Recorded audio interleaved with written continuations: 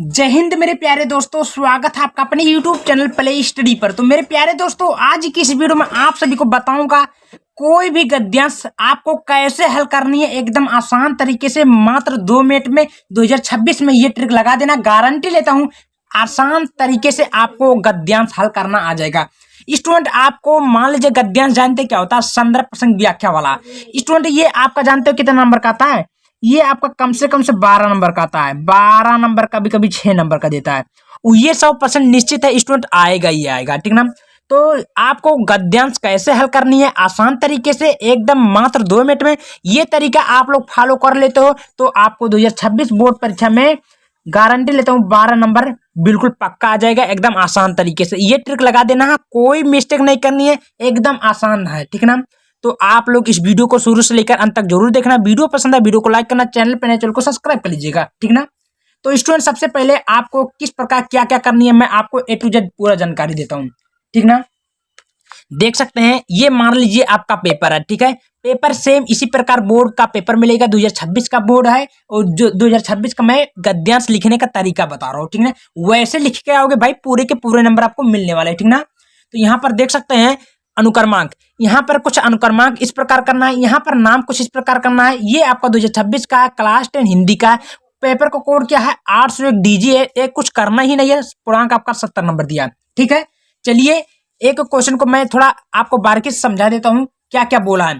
तो यहाँ पर बोला कि समय आपका 3 घंटा 15 मिनट पेपर को हल करने के लिए दिया ही जाएगा। प्रारंभ के 15 मिनट परीक्षार्थियों को प्रश्न पत्र निर्धारित करने के लिए दिया जाएगा, कुछ करना ही नहीं है। स्टूडेंट्स देखिए, यहाँ पर बहुविकल्पीय प्रश्न देता है, ठीक है। अब आपको गद्यांश कैसे हल करना है, क्या क्या करनी है मैं आपको बता देता हूँ। तो यहाँ से देख सकते हैं, ये बोर्ड का आपका पेपर ऐसे मिलेगा, लिखने वाला जिसपे आपको मिलेगा ये बोर्ड का पेपर मिलेगा, ठीक है। इसी माध्यम से मैं आप सभी को गद्यांश हल करने का तरीका बताता हूँ, ठीक है। तो स्टूडेंट यहाँ पर देख सकते हैं खंडबा वर्णनात्मक प्रश्न, ठीक ना। इस प्रकार आप लोग पेपर उल्टेंगे। देखिए ये जो बहुविकल्पीय प्रश्न है, ठीक ना, मैंने आपको दिखा दिया हूँ। और यहाँ पर आप सभी को सबसे पहले यहाँ पर देख सकते हैं खंडबा वर्णनात्मक प्रश्न, ठीक है। ये आपका मैंने बोला हूँ कि 6 नंबर चाहे 12 नंबर का आता है। हो सकता है जो कक्षा 12 को 12 नंबर का देता हो और कक्षा 10 के 6 नंबर का देता हो, 2 4 6 नंबर का।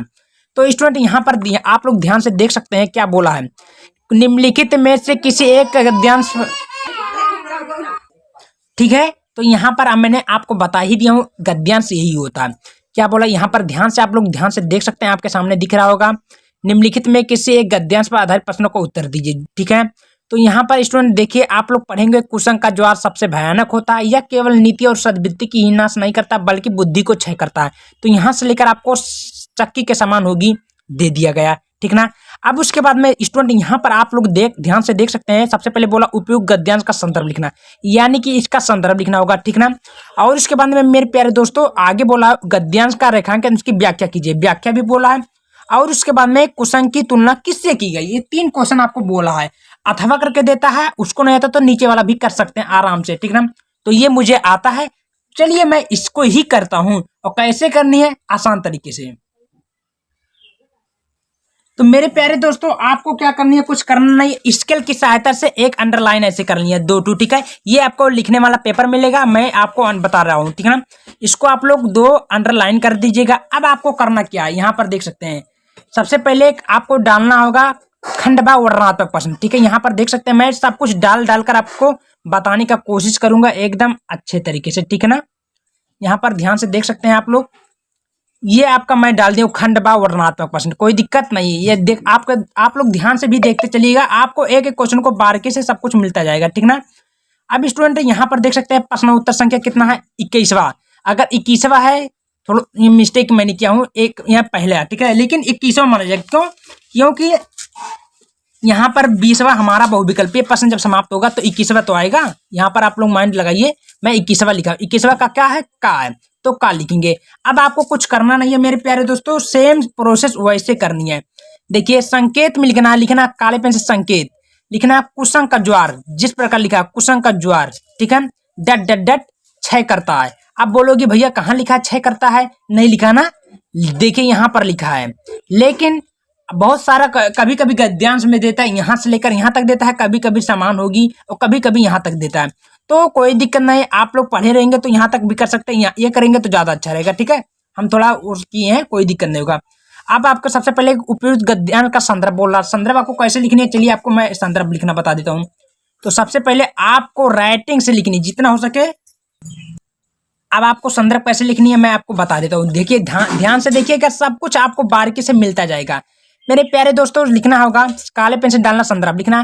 प्रस्तुत गद्यांश हमारे पाठ पुस्तक हिंदी के गद्य नामक गद्य खंड में संकलित पाठ का क्या नाम भाई, मित्रता, मित्रता नामक पाठ से लिया गया है। ठीक है, अब इसके जो लेखक कौन है मेरे प्यारे दोस्त, तो इसके लेखक जो है आचार्य रामचंद्र शुक्ल जी। ये पाठ का नाम और लेखक का नाम काले पेन से करना है कि देखने में सुंदर लगे, अच्छा लगे, ब्रांड लगे। ठीक है, समझ में आ रही बात, चलिए बहुत बढ़िया। अब क्या करनी है आगे ध्यान से देखिए।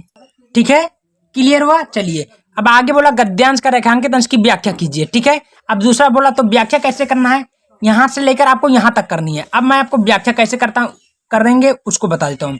यहाँ पर काले पेन से हेडिंग डालना, रेखांकित अंश की व्याख्या।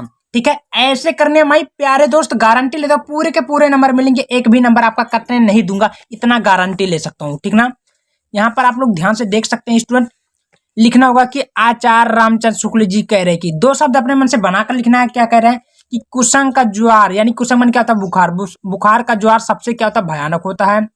फिर लिखेंगे यह केवल बुद्धि सद्वृत्ति का ही नाश नहीं बल्कि बुद्धि को समाप्त कर देता है। ठीक है, फिर आगे लिखनी है, बस देखिए यहां तक है 6 करता है। ठीक है, अब आपको अगर यहां से देखिए एग्जाम में कभी कभी यहां तक देता है, कभी कभी यहां तक, तो अगर यहां तक दिया तो लिखना है किसी, अगर क्या लिखो, किसी व्यक्ति की संगति बुद्धि अगर बुरी है तो वह उसके पैरों में बधी चक्की के समान हो जाती है। ठीक है, वो परेशान, यानी कि अगर मान लीजिए कोई व्यक्ति बुरी संगत में पड़ा है तो वो बुरी संगत ही सोचेगा, उसी के बारे में सोचता रहता है। ठीक है, तो यहां से लेकर आप लोग आराम से ऐसे कर दीजिएगा।